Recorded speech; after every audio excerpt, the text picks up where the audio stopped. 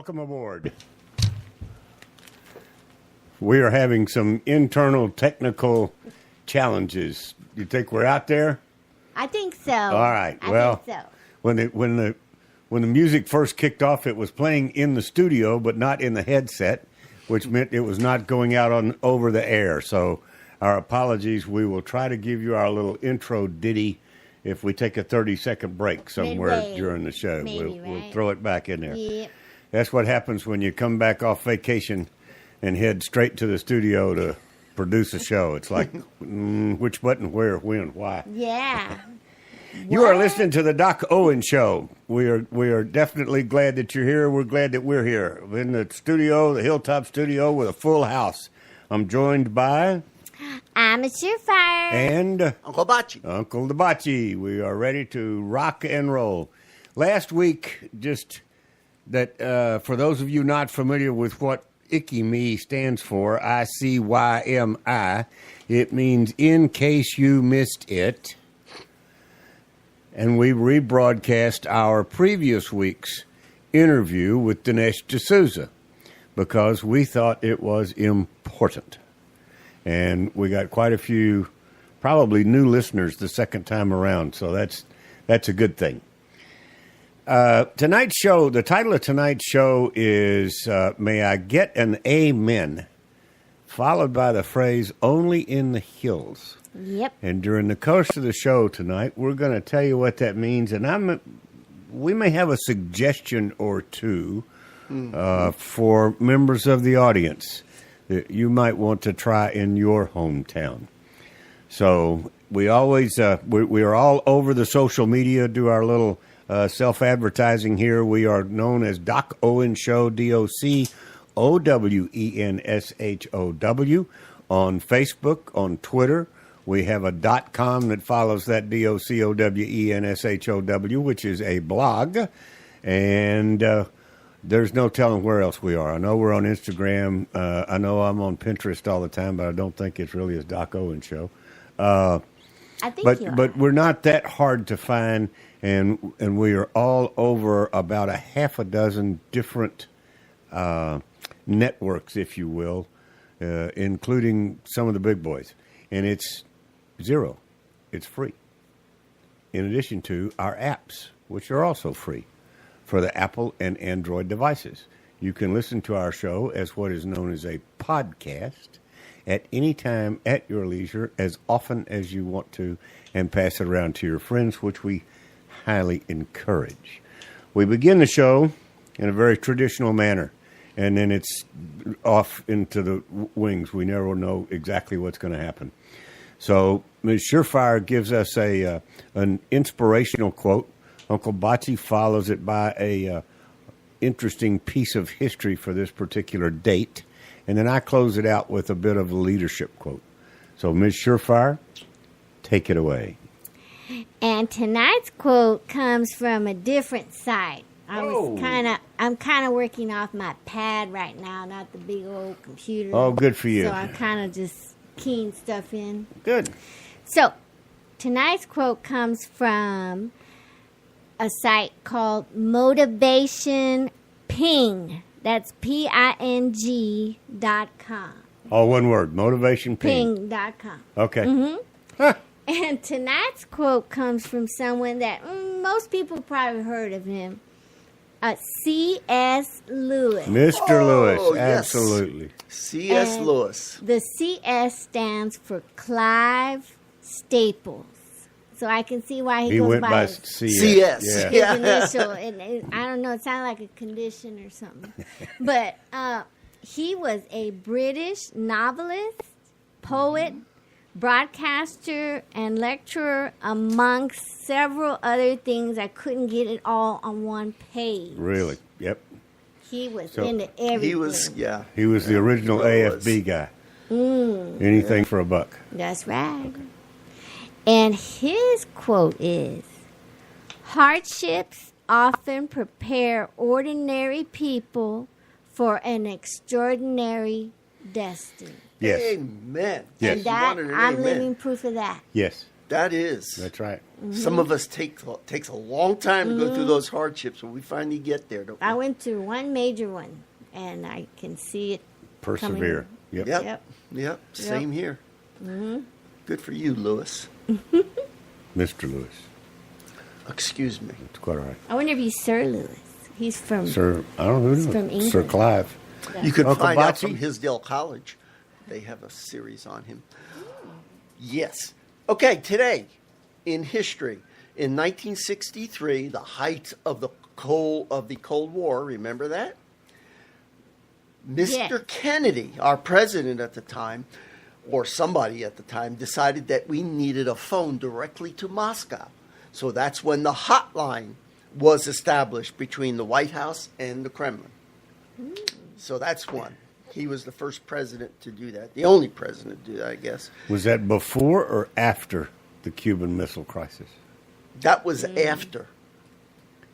Yeah, it had to be after. Wasn't because he Cuban was Missile- killed in 63. 62 was Cuban Missile Crisis. Okay. So that's Yeah. that's the event that prompted. Probably, I'm That sure result. it is. Yeah. Okay. Exactly. And you had And something then, else? Yeah. Yep. In 1967, one of our Supreme Court justices was nominated by LBJ. His name is Thurgood Marshall. Remember him? For those of you not from Texas, LBJ is Lyndon Baines Johnson, That's right. who was Kennedy's successor. Right. And Thurgood was the first. Yep. I don't know why we have to say that, but he was the first African American to be confirmed.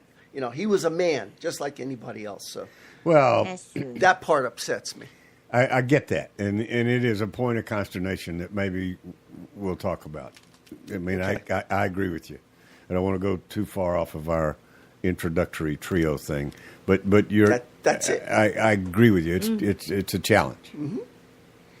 Okay, I got to turn my light on. Always be in the light. There you go. And I've lost the page. Oh. Okay. This is about service. It's a section on service out of the book God Bless America. And it has to do with our flag, because there is still a continuing amount of disruption that centers around the American flag. I'll just leave it at that.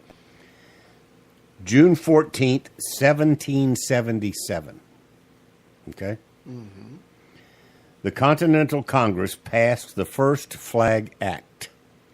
Quote, resolved that the flag of the United States be made of 13 stripes, alternate red and white, that the Union be 13 stars, white in a blue field representing a new constellation. Aha. Okay? Act of April 4th, great. 1818. Provided for 13 stripes, representing the 13 original colonies, and one star for each state to be added to the flag on the 4th of July following the admission of each new state. Signed, and this was signed by President Monroe. Yeah. The point there being is it represents who we are. Yes, it does. You know, and in the Pledge of Allegiance to that particular flag, it states, and to the republic for which it stands. So when you respect or disrespect that flag, you are either respecting or disrespecting the republic for which it stands. And for those of you who are not familiar, the United States of America is a republic. Yes, we are. And that is a very That's right. small but gigantic at the same time distinction that very few people recognize, nor when they say it, they don't even understand what they're saying. That's correct. We are a form of a democracy. We are not a democracy. We are a republic. and it's about states' rights, and it's about all sorts of things, and it's not that complicated to understand. And maybe we ought to do a show on exactly what a republic is. Yeah, that would I be think good. it's worth an hour. Yeah, I think That's so. true. That's true. I think so. Well, and center it around. That's always been my trigger statement when I say the Pledge of Allegiance to the flag. Mm-hmm. That's the one little statement between two commas that I always tend to put the emphasis on, at least mentally, because it's not about the flag. That's right. It's about the republic for which it stands. Right. Right? Exactly. Okay. Uncle Botsy, Yes. you got a history lesson for us today without a dying computer? I You got do. I plenty of think I have battery? I've overcome my technical difficulties, and here we are. This is part 2 of Grover Cleveland. Grover Cleveland gets 2 parts? Didn't everybody else? Maybe. Okay. Okay. Anyway, so this was he's the 22nd and the 24th president, because he had an interim in there when he lost. That's why he gets 2 parts. Yeah. Okay. So he got the nomination despite the opposition of New York's Tammany Hall. They ran he ran against the incumbent Benjamin Harrison, who was a Republican, but he easily won, or handily won, with 277 out of a possible 444 electoral votes. Was she that lady that ran a brothel? Tammany Hall? Oh, Wasn't that her? No? no, I don't think Okay. so. I don't think so. And during his second presidential administration, he forced the withdrawal of the treaty, which would have annexed Hawaii. Remember, we talked a little bit about it last time. That's about as far as I got, because he didn't think that it was our place to overthrow Queen Liliuokalani. Well, of course, no, I would agree with that. Yeah, he didn't think that was right. Anyway, he also How did the citizens of Hawaii feel about it? the citizens of Hawaii were pretty much already up in arms about taking away the monarchy. Okay, so Yeah, but you know, he didn't think that was a right thing to do. well, But it's- anyway, who cares? okay. The citizens wanted it. Okay. Then we had the Panic of 1893, which is an economic depression. There were all kinds of riots breaking out. The government did little to help, because at that time it was not seen as as constitutionally allowed. Correct. Imagine it. Yep. He was a strong believer in the gold standard, and he called for the repeal of the Sherman-Silver Act, because he blamed the Sherman-Silver Act for the low prices of gold, depleting of the gold. I don't know how the two relate, but anyway, they did. Cleveland believed that this was responsible for reducing the gold reserves, and with many it was not popular with many in the Democratic Party. Then there was the Pullman strike, which was the Pullman Palace Car Company. It was the first strike, and he not only put a stop to it, but he sent in troops, and they arrested the leader of the strike. The Republican Party at this point in time was pretty much in disarray Back and on up just defensive. a little bit for our young audience. Yes. The Pullman car Yes. was a very elegant car towards the end of every train, That's correct. right? Kind of like first The heyday class of trains, yeah. Well, it was kind of like Yeah. first class, what Right. first class used to be on an airliner. Yeah. But the Pullman, so there's a significance there that it was a real high-end, visible Correct. strike, because railway was the primary mode of transportation. That's right. For the upper class. Okay. Yeah, exactly. Good. Thank you for adding that. And then there was a new party that came up, the People's Party, or the Populist Party. That's something else we ought to do a show on populism and what it really is. His cabinet, he had added the Secretary of Agriculture to the cabinet. So that expanded the cabinet. Let's see. There was only one state admitted to the Union. That was Utah. And through his both terms, he had 4 Supreme Court justices he added, and 11 Circuit Court justices, and 30 District Court. So he was very busy as far as getting the judges on the courts. So that was good. Now, as far as domestic policy, he stood with his party in opposition to temperance. So you're starting to see the lines drawn here. Yep. The Democrats against temperance, the Republicans for temperance. Yeah, because Grover was a Democrat. That's correct. He was a Democrat. So the temperance movement was coming alive. Now, here's some not so good things about him. He agreed with white Southerners in their reluctance to treat African Americans as social and political equals. Okay? Okay. Democrat. Right. He made special efforts to reach out to Democrats and former Confederates in the South to assure them that they had a friend in the White House. He believed that government should not interfere with anything that regarded a social problem. Okay? He opposed efforts to protect the suffrage of African Americans. Okay. Whoa. Yeah. He opposed. He said that government should not interfere in social problems. That's correct. That was not their right function. Okay. So in this particular case, it was he was opposed to efforts to protect the suffrage of the African Americans at the time. I understand. Yeah, but he didn't like that. So what the audience needs to know is we're going to watch for that turning point. Yes. And it's coming up. Where federal government there were heated arguments went on. Yes. About whether they should get involved in social programs. Correct. Obviously, you know who won the argument in today's world, but yeah. Keep going. Yeah. And he was also opposed to integration of schools. Believe that. Okay? There you go. With the Native Americans, he considered them to be wards of the nation.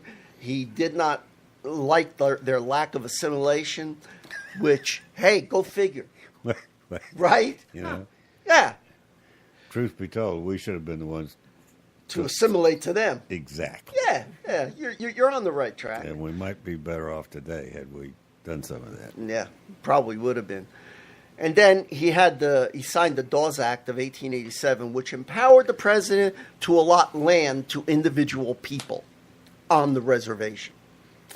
Okay? Yep. As far as women's rights are concerned, he was mostly silent, except for his opposition That was smart. to temperance. The economic crisis, nearly 18% of the nation's workers, 18% were unemployed. Wow. You talk about unemployment. 1/3 of the wage owners in manufacturing and 25% of urban workers stood idle and hungry. 1 out of 10 banks shut their doors. Dozens of steel companies went into bankruptcy because of the railroads. Right. Because the railroads weren't buying as much steel. Right. As foreign policy, he opposed territorial expansion and entangling alliances, so he was against that. He opposed the construction of a canal in Nicaragua. We've talked about that a little bit. He also worked on the disputed boundary between Alaska and British Columbia. Okay. And the alliances in the Pacific, we allied with Samoa and the Hawaiian monarchy, which is what Right. he didn't want to, do anything there, but he wanted to support them. There were a lot of disputes in the Americas. Venezuela went into a dispute with Britain. There was a return. He wanted to return to the Monroe Doctrine. Yep. Remember that? Okay. Quite well. Which was a good thing.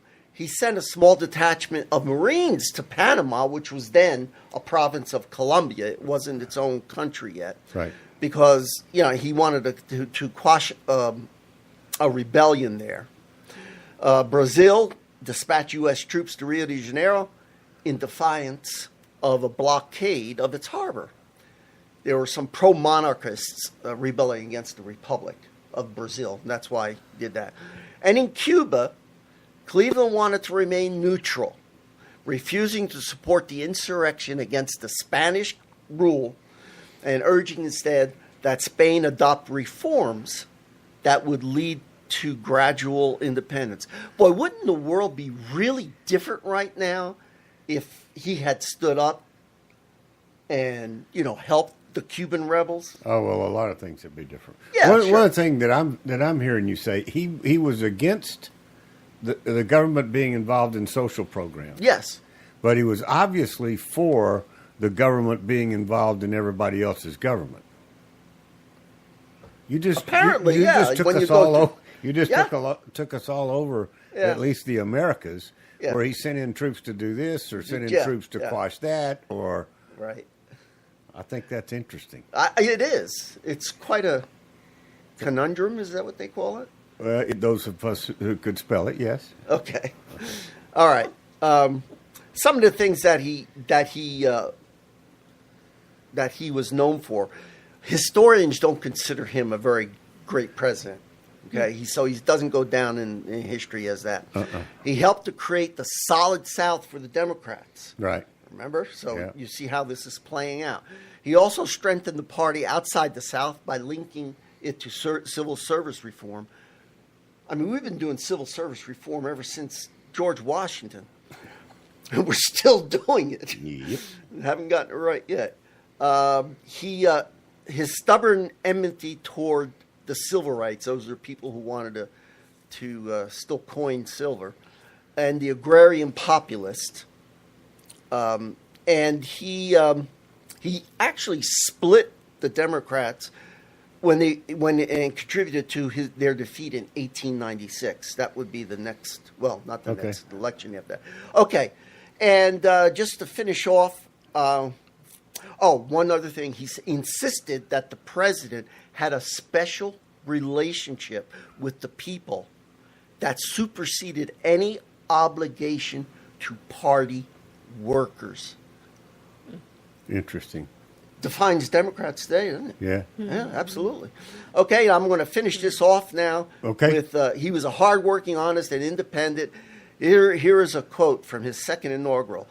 It is a plain dictate of honesty and good government that public expenditures should be limited by public necessity, and that this should be measured by the rules of strict economy. Imagine a Democrat saying that. Yeah, well, easy for him to say. Yeah, easy for him to say. He didn't have to practice it. Yeah, that's right. Well, there Okay. we go. Good job. That's it. Thank you, Uncle Bob. Next week, we're going to step back a few years to catch Benjamin Harrison. He had that one term in between Grover's two. So we'll talk about Benjamin Harrison, who was the grandson of George William Harrison. Henry Harrison. Oh, okay. No, he is a singer. Oh, that's right. Okay. Yeah. So from Okay. the Gatleys. Very well done, sir. Thank Uncle you. Bocci, UNCLEBACI at DocOandShow.com.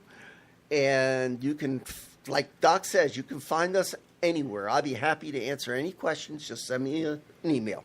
And Uncle Bocci is available for your child's balloon birthday party as well. Absolutely. We haven't been throwing that in lately. Oh, yes. He comes fully equipped with Doco and Show yellow sunglasses. Oh. Charlie McCarthy. Hey. Hey. So let's play our jingle as we let the audience regroup. So this is a little bit of a warning. You're now going to have like 30 seconds to run to the fridge or do whatever, and we will be right back.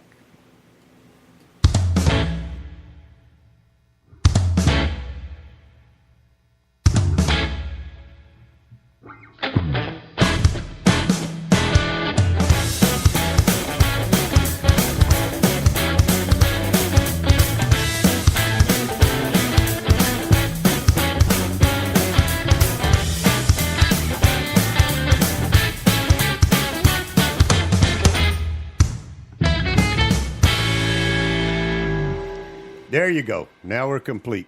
We have Yeah. And we have had the intro rock around the clock, Doc. We're like our feng shui is Yeah, balanced now we got it.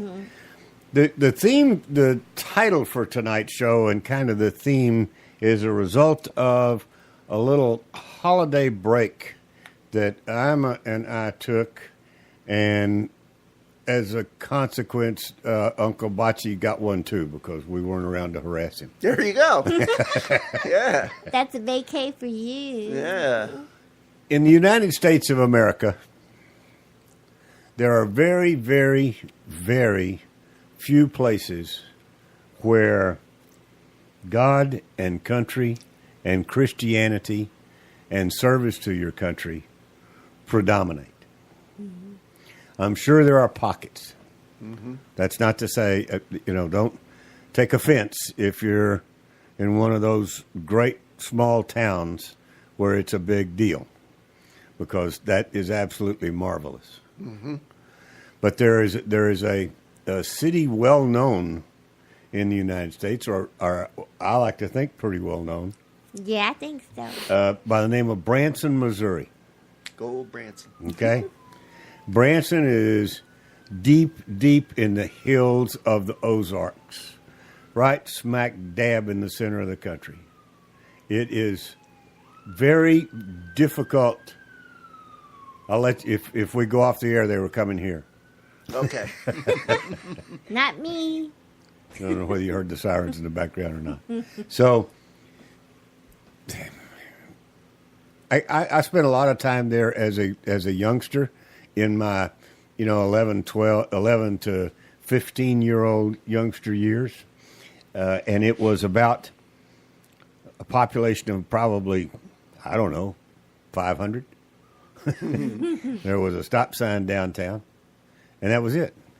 And it is now, I don't know what the population is, but there are homes and theaters and entertainment and restaurants And shopping. in and out of every hill and dale that you can imagine. And this is really, really rough country. I mean, it's not easy country to get around in. It's just a big bunch of rocks, and that's what it is. But we just spent the second time in 3 years, and it seems to have gotten even more focused on God and country. Yeah, more so. We went, and it's not by chance, it's by design, and it's pervasive. It's not like one theater does it and the other doesn't, or one restaurant does it and the other doesn't. We went to two live pieces of entertainment and a couple of others, as a matter of fact. But in the plays in particular, they start the evening before they ever start the performance with honoring the flag and honoring the veterans in the audience. Veterans everywhere, but mostly those in the audience. And either at the beginning or the end, I forget, the veterans are asked to stand up, and they get applause from everybody else in the audience. As they should. And it's just, it's everywhere. It literally is everywhere. And it is such a wonderful feeling. It's amazing. It's a little scary at the same time. At least to me, it was kind of, scary is not the right word. Daunting. Like, why do you got to go to the hills of the Ozark Mountains in the center of the United States of America to have this feeling? Why is this not everywhere? Yes. Exactly. I remember We talked when it about was. that. I remember when it was too. All you young guys out there, you probably don't even understand what Richard is talking about. Doc Owen is talking about. They can't get a concept of it. They can't. But when I grew up, that was the norm. It was the norm. It was the norm. For all of us. Yes, it was. Even for me, believe it I know or it. not. I do. That's what I'm saying. For all I three. was like the end. Yeah. Yep. Yeah. You really were. So I guess this is not an advertisement for Branson, Missouri, but it really is kind of an advertisement for Branson. If you can't feel what I'm telling you, If you can't know what I am telling you, make a trip, make a pilgrimage, make it, make an event out of it. Go up there at least once in your life and just hang Soak out, it in. roam around, soak it in. Go. You will be absolutely flabbergasted. That's right. For the older members of our audience, it'll take you so far back, you'll be like, where did we go wrong? Where did we lose this? Yeah. Why did we let this happen? That the whole this entire country should walk and talk and act like most of the people in Branson. Not all of them, but a large majority. Because we're trying to make allness statements. No. Because they're too easily proven wrong. That's true. Right? Right. But it's just I spent the time reflecting and soaking it all in, and having been there as a child, it's like, geez, and nothing's ever changed. I mean, I went to a Christian youth camp there that had about 200 attendees when I was there, and they just this past summer just closed the doors on 20,000 campers from all over the country. Amazing. That's pretty good. That's really good. That tells you that somebody is doing something right. That somebody is a young man by the name of Joe White. Joe has been on the show, and perhaps we'll get a chance to have him on again soon. And he and I were campers together. He's just a few years younger than I am. But he is, and Joe will be the first to tell you, it's not him, it's divine intervention. Yes. He's just the one that happens to be carrying it out. But he's not, he's just basically doing what he's told by the Lord. I mean, he's like a conduit. He is exactly like a conduit. And I mean, that's the way he feels about it, and that's absolutely the truth. And to think that, he and I have been friends for 60 years. So that's a long time. That is a very long time. Yeah. We hadn't spent a long time together because he lives in the hills and I live in Texas. But the point is, if you're involved in meetings, if you go to any kind of a meeting, okay, be it a political meeting, be it a Rotary Club meeting, or if you attend group sessions of any kind, if your group is not already starting that meeting or ending that meeting, or both, with a salute and to the flag of the United States, and repeat the Pledge of Allegiance and know what you're repeating, or a prayer, an offering, up to the divine power, why don't you be the one to suggest that you start doing that? Why don't you be the one to say, I got an idea. Would you guys mind if I led a prayer? There you go. That's all it takes. And it doesn't have to be much. Just thank you, God, for calling us here together tonight. Goodbye. Amen. It doesn't have to be much. But why don't you, if you're a member of this audience or a friend of them, whatever, why don't you be the one? What are they going to say? Think about this. If you stand up in front of a group of your peers that have already gathered there for some specific purpose, we will assume it's a good purpose. Yes. I mean, you don't exactly want to offer up a prayer before you hijack somebody's car. But if you're all together, gathered together to do something beneficial for yourselves or your whatever, why don't you be the one to say, "Hey guys, folks, would you mind?" You really think they're going to tell you no? Of course not. They're not. They can't. You know what I'm saying? It'd be very difficult for somebody to say, "Well, I don't think it's politically correct." They may think it. Unless it's an Antifa meeting. Well, but that's where I'm saying. Yeah, I know. You're not going to be in that crowd That's and right. offering up, and you're not going to be listening to the true. show either. But I'm saying, pick your environment. I'm making the assumption that the majority of this audience is going to be in the right environment. What I'm saying is, we all go to meetings where they are not started in that way, and they should true. be. Yes. There was a time when they were. Anything that was semi-official having to do with school, church, family, the community, anything that was semi-official started with a pledge of allegiance to the flag and a prayer. End of discussion. And now they don't even do it at city council meetings, I would venture a guess. Or at NFL.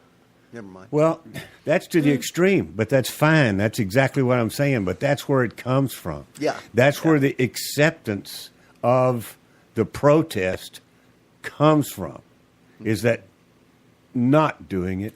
They start lowering the bar in some meetings. There you go. And it just Keeps going down. and going. That's what my mama said. Yeah, it's easy to go downhill. Yep. That's right.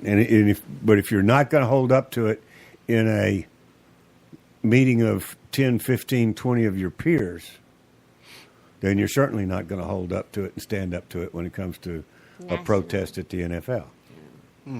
Because you don't have any point of reference. That's right. Right? So where was all that going? It was going to the fact that no matter where you find yourself, you can be the little spark that you might be surprised. You might inspire. Somebody might see your actions that's connected to somebody over there, and then over there, and then all of a sudden it makes its way to the NFL, where I am sure there are players in the NFL and the NBA and every place else that are either not speaking up, and they're not. They're keeping silent. That's why, I don't know. For fear of what, I don't know. We saw, and now I know where it's going. We saw a presentation. This friend of mine that I grew up with is now an evangelical par excellence. Not really a preacher. He runs a summer camp, but he does stage presentations. And his whole thing has always been, for the last 25 or 30 years, about the cross and the crucifixion. He's known for walking through downtown Branson with a huge cross on his back during Easter time. I mean, he's a scholar of that particular event. He knows everything about that particular event. He's a shmee. He is a shmee, subject matter expert. All right. Well, he gave us that presentation on Sunday. We went to his church, and his whole thing was explaining. And I'm not going to do it justice, Joe. My apologies, but then they videotaped the thing, so it may be out there on a podcast. If you go look up Woodland Hills, isn't that right? Yeah. Woodland Hills Family Church, Branson, Missouri. That's You right. might be able to see the broadcast of what went on Sunday. But what he talks about, and I'll tell you, let's see if the same thing jumps out at you that jumped out at me. He talks about, of course, Christ being on the center crucifix. And as we well know, or we should know and maybe forget, that there was a thief on his left and a thieves on both sides of him. There was the two people on both. There's one on each side, one on the left and one on his right, both of whom deserved to be crucified. You follow me? I mean, that was the death penalty of the day. Right. Both of They whom committed were a crime. convicted criminals in a very bad way, right? One on the left and one on the right. So the whole story that Joe tells is about the reaction of these two people, the one on the left and the one on the right, to Jesus himself, and their ability that Jesus' death would forgive their sins, right? Mm-hmm. Comprehension, yeah. The one on the left continuously denied it and ignored it and fought it and said it can't happen. I mean, I'm just really not doing it justice. But the whole gist of the matter was that the one on the left was anti-Christ. Mm-hmm. That's the whole bottom line. The one on the left was anti-Christ. Everything that was brought up, he had an answer for, and it wouldn't work, right? Mm-hmm. And the one on the right was, oh, thank you, Jesus. Wide open heart, wide open arms. Thank you for what you're doing, blah, blah, blah. Okay? Mm-hmm. And Joe goes through it chapter and verse. The left and the right, the left and the right. That's all you hear, left and right. And I came out of there going, I know he's really not politically motivated. I know that's not the way he thinks. Uh-huh. It had absolutely nothing to do with it. He'd be embarrassed by the comparison. He would. I can see him as a little toe-headed kid when we were kids. I can see him going, oh, shucks, Ricky. You know what I'm saying? Yeah. But that's all it was about. And it couldn't have been a stronger analogy to today's world in any other shape or form that he could have put it in. Yeah. And he was Joe he's a conduit. What he presented to us was an out-of-body experience for him. Mm-hmm. It was. It was by remote control. He's done it so often. Mm-hmm. And he's so filled with the Holy Spirit that it just goes. And that's what it was all about. And the guy and it was absolutely the perfect example of what some of us see is wrong with the world today. The left and the right. Mm-hmm. The right being the Christian, being the right way to do things. And the left being in complete denial. And it never happened. We can do it better. Mm-hmm. It was amazing. I was there. Oh, yes. I even cried. Mm-hmm. That sounds like I should have been there. It was very. Sounds good. It was very. Yeah. But it wasn't. My takeaway was not the intention. Yeah. But it's a good parallel. Oh, it really is. Excellent parallel. But it's right out of the Bible. Yeah. Mm-hmm. So if we're seeing it, we're nothing. We're just little humans, Yeah. Flawed as can be. Totally. So in the Bible, your example is Antichrist and for Christ. Yeah. Mm-hmm. Left and right. Your example from the very book written thousands of years ago applies today. Boom. Telling you what's coming. That's right. Hi, Jingo. There are 365 different prophecies, and most of them have been filled. Wow. Yes. Most of them have been filled. Not all of them. Mm-hmm. Don't ask me for a list because I can't do that off the top of my head. But I know that there are approximately 365 different prophecies throughout the Bible, Old and New Testament. Right. The New Testament. Okay. Yes, the Old and New. Oh, wow. Yeah, if you're into numerology, you need to get into the Bible. Yeah, it is scary. Mm-hmm. But I would encourage you. We have done it. I don't know about Sal, but Alma and I have done it at a meeting that we go to.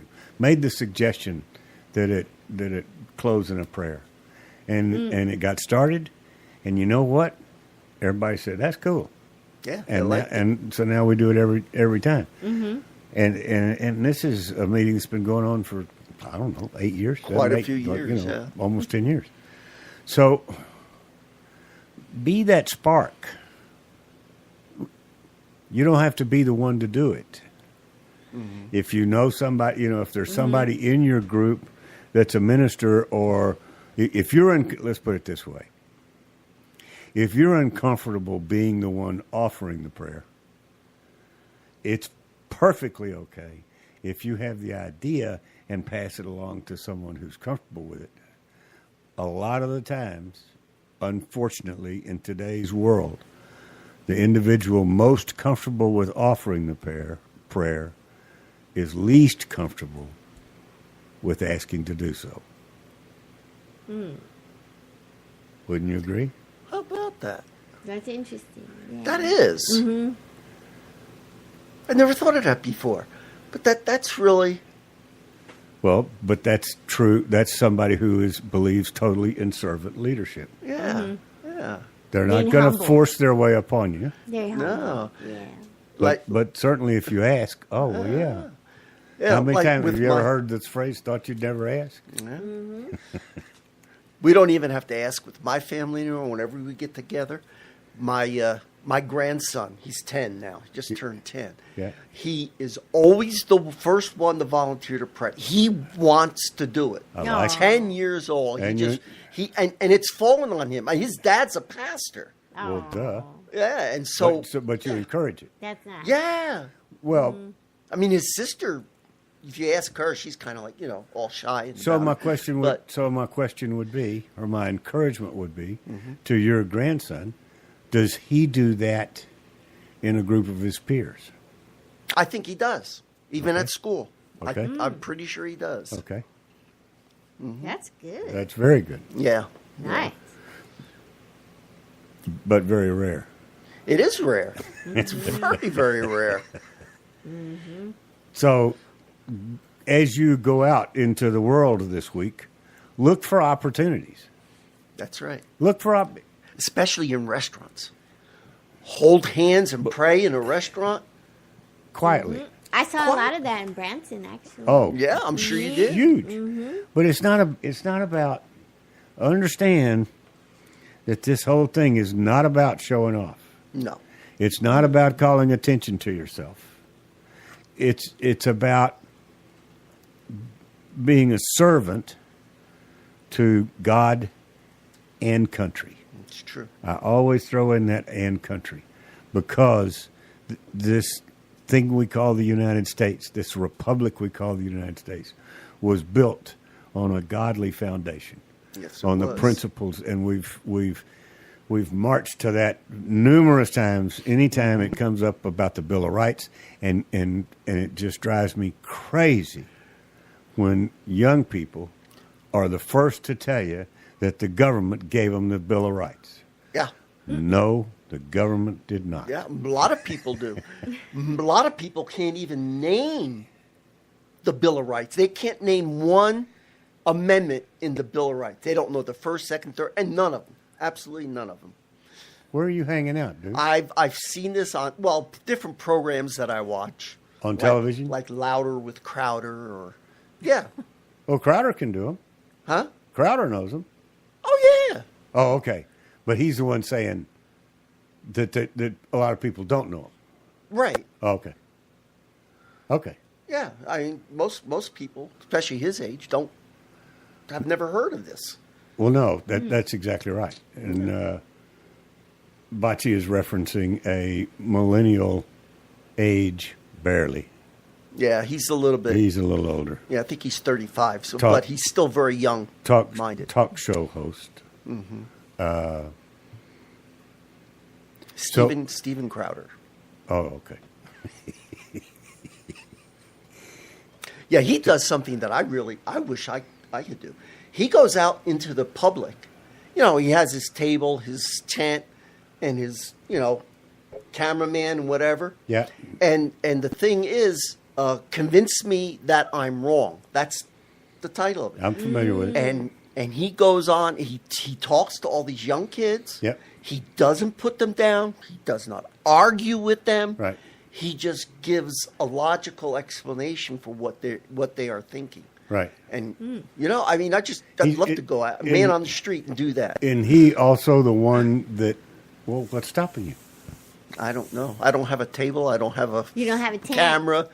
No tent? Huh? I don't have a tent. Oh. Maybe I should get one. Well, a canopy, not a tent. But go ahead. I'm sorry. I don't want to. So nothing's stopping you is what we're just That's what we correct. Just learned. That's me. I like to mention it, but I'm not the one. No, I would like to do that Go for it. for Go the on doc. down to the And- Riverwalk. and Doggone Hang out. show. Isn't he? I told you, you've already got a brand. Yeah. Isn't he the one that gives like Trump sayings and Trump things that Trump has done and said, et cetera, and attributes them to the opposing party? And catches the students in Yes. not knowing the difference. Is that the Yeah, same? pretty much. That's what I thought. Pretty much, yeah. I mean, so they're just. He doesn't put them down. Well, he doesn't He's have very to put them friendly. down. He just allows them to be the stupid people that they are. Right. Okay. And most of the time, they can't come up with an answer. Yeah, and he doesn't laugh at them. His staff doesn't laugh at him. No. And they don't hear They're the very laughter that's serious. going on when it's rebroadcast. Yeah. Right. So anyway, well, the point of the matter is, be that spark. That's it. Be- right. Take it into your own hands. You might be very, very surprised at the results. I guarantee you will feel better for it. And you might be able to start something. That's right. There are and shut other things out. I mean, anything in there are no strip clubs in Branson. That's true. If you help close down the local bar, you leave at 10 o'clock because that's when they close. Mm-hmm. Most of the Even on the weekends. absolutely. The restaurants close at 9, so you got about an hour to go have a late night drink, Yeah. and you're in by 10 o'clock. It's just, the whole aura of the thing is, but then you're up early. It's all, the whole aura of the thing is basically outdoor sports, outdoor events. It's a lot of outdoorsy stuff because you're up in the woods, but it's all wrapped by this God and country aura and feeling and presentation. It's very family oriented too. Totally family oriented. So be the spark Yeah. that helps create a little instance of that in your hometown. That's and right. see if you're at a meeting with 10 people, 4 or 5 of those go to meetings you don't go to. And they might talk about that event at Yeah. their future, and that's how Exactly. it can grow. Is the point of reference of saying, I was at a meeting the other night, and we closed with a prayer, and it really felt pretty good. Witness. Would you guys mind if we did that here? There you go. It doesn't take much. That's the way it is. And I would have a really hard time believing that somebody's going to come out of the crowd and say, yes, I would.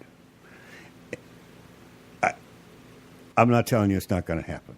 If it does, say, well, okay, I'm sorry you feel that way. Don't be discouraged. Just move on. Don't be discouraged. Just never go back to that meeting again. But you'll be surprised who will come up to you that liked what you said. And, you'll eventually get it to come across. It's the small things. It's the little bitty things. And That's and true. it's even things you do that you just do, and somebody notices you doing them. Whether you say "watch me" or "look at this" or "do you mind" or whatever, it's not. Sometimes if you just do, be do. what you're be the And man. Be sincere. Well, totally be sincere. I mean, hopefully nobody. Front row. Time to go.